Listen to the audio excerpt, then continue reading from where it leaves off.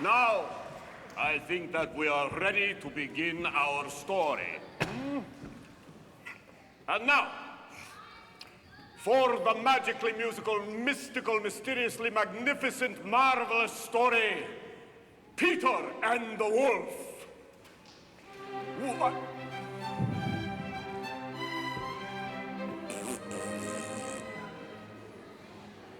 Just a minute. Once upon a time. You know, this is the way that good stories always should start.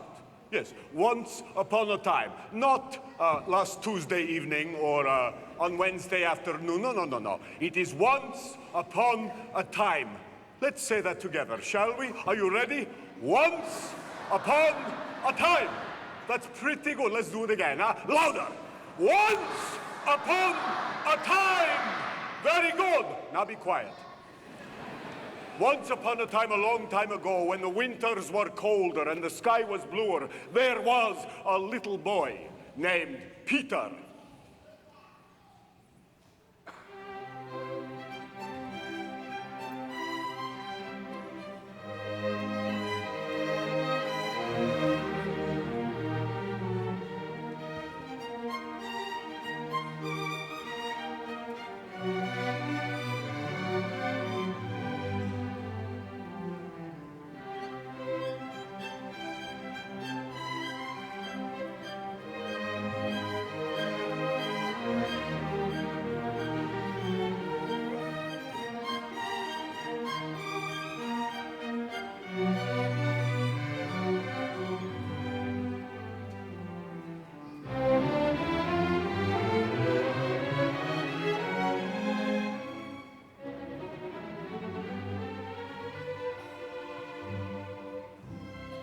And he was a marvelous little boy. He was full of curiosity and adventure, full of mischief, and full of good ideas, as you shall see. Now, our hero, Peter, lived in Russia.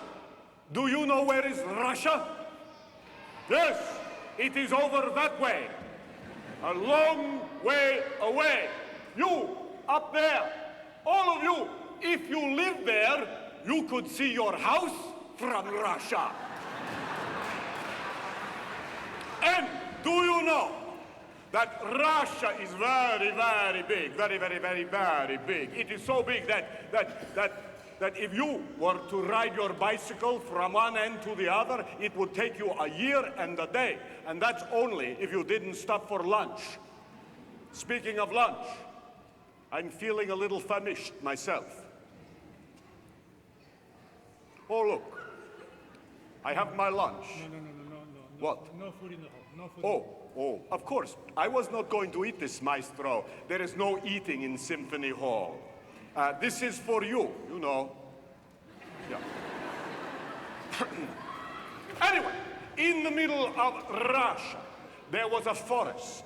And this forest was vast and it was dark. It was the biggest forest you have ever seen. And in this forest live all sorts of creatures. Why, there were rabbits and foxes and porcupines and badgers and beavers and bears, oh my, and owls and eagles and turtles and wolves.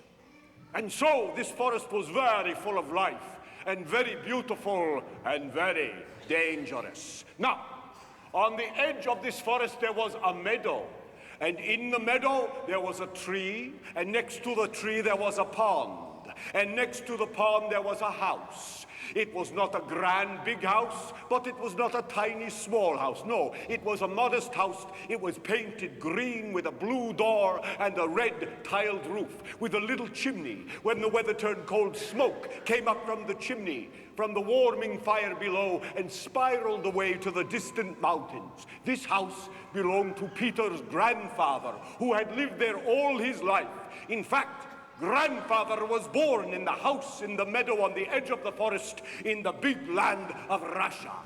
Now, outside of the house, grandfather kept a garden. He grew cabbages and turnips, and there was a little barn where he kept chickens who laid eggs and a goat who gave him milk. And this is the last you will hear in the story of goats or chickens. And around everything, around the house and the garden and the barn, there was a wall. A wall made from ancient trees that had been cut down in the forest long ago and dragged there to make a big wall. Remember, it is dangerous to live on the edge of a forest. You must be very careful, or else the foxes will steal your eggs. Or maybe a bear will drink your honey. Or a wolf will... Well, there is no telling what a hungry wolf will do. And the wolves in this forest were always hungry. Very, very hungry. Now, Grandfather loved Peter very much. And so, of course, he worried about Peter, just the way your parents worry about you. It was always, Peter, put your hat on or you'll catch cold. Or, Peter, don't eat so fast, you'll give yourself a bellyache. Or, Peter, put down the book, blow out the candle, go to sleep. But mostly it was, Peter, do not go into the forest alone, ever. And so at night, when he lay in the bed in his loft, and the candle had been blown out, of course Peter would lie there and think of all the adventures he would like to have in the forest. He would wrestle a bear. He would take a ride on the back of an eagle, if he were allowed to go into the forest. If, and then he would fall asleep. Now one morning, Peter woke up to the bright rays of sunshine. He looked out his window and saw the sparkling pond and the old apple tree and the meadow and into the forest, and the forest looked like it went on forever. What a beautiful morning it was. The sun was smiling. The sky was blue. The little white clouds blew around and chased each other to the distant mountains.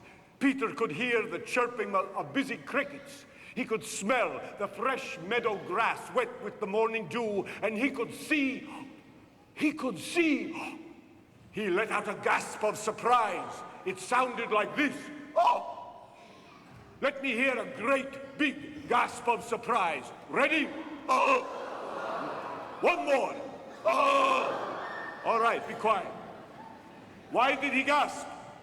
Because he saw that the gate was unlocked, standing open. Grandfather forgot to lock the gate. Now, please understand, Peter was a good boy, a fine boy. He obeyed his grandfather. He did his chores. He collected the eggs without breaking them, usually. He carried the milk without spilling it, most of the time. He washed behind his ears on Sundays.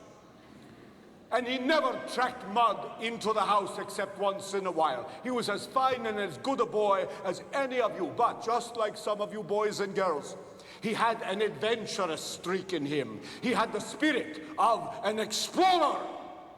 Do any of you have the spirit of an explorer? I think you do. Do you? Yes! Aha! I thought you did. Then you will understand why Peter, when he saw the gate was unlocked, slid down the ladder and was out the front door before you could say, please pass the borscht, Boris. And he found himself in the beautiful green meadow under the apple tree next to a sparkling pond.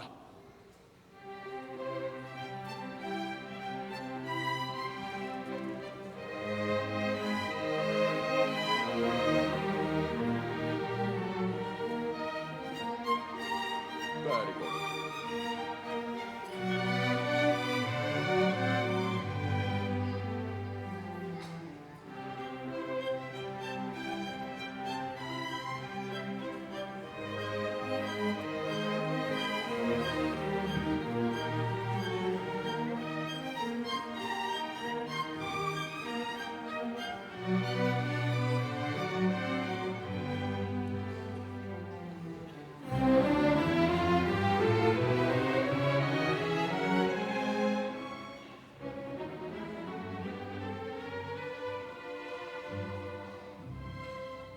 As Peter stood there breathing in the fresh, lovely autumn air, he felt the flutter of tiny wings by his ears, and he saw the flash of scarlet feathers as a quick and lively bird flew 3 times around his head and then landed on the low branch of an old apple tree. Peter looked at the bird, and the bird looked at Peter, and She winked at him, yes, she did. She winked right at Peter as if to say, what a clever boy you are, Peter, and what a wonderful day to be alive.